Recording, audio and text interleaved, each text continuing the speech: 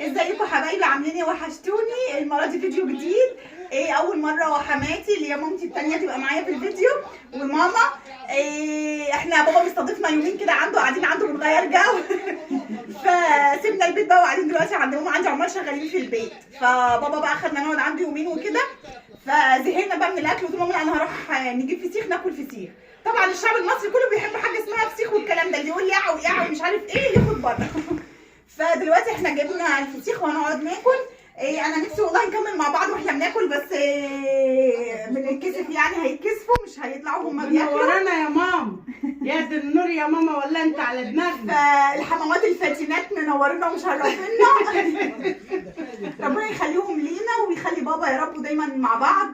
إيه، المهم ما تنسوش اللايك وانتوا بتتفرجوا، وهناكل فسيخ. وزي ما قلت لكم ان انا عايزه اصوركم واحنا بناكل، بس هم هيتكسفوا. إيه يعني حاجه كده، ايه فيديو غريب شويه طبعا.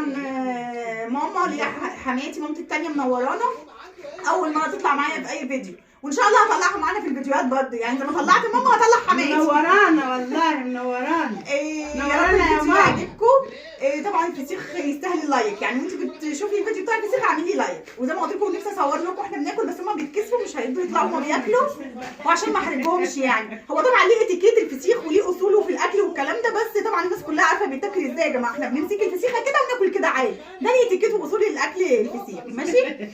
المهم ما تنسوش اللايك يا جماعه، ماشي. إيه، وحماتي تستاهل لايك، اول ظهور ليها معانا في القناه. لا منورانا. والفسيخ يستاهل برضو اللايك، ماشي. يلا باي باي، ناكل بقى الفسيخ، تعالوا كلوا معانا، باي.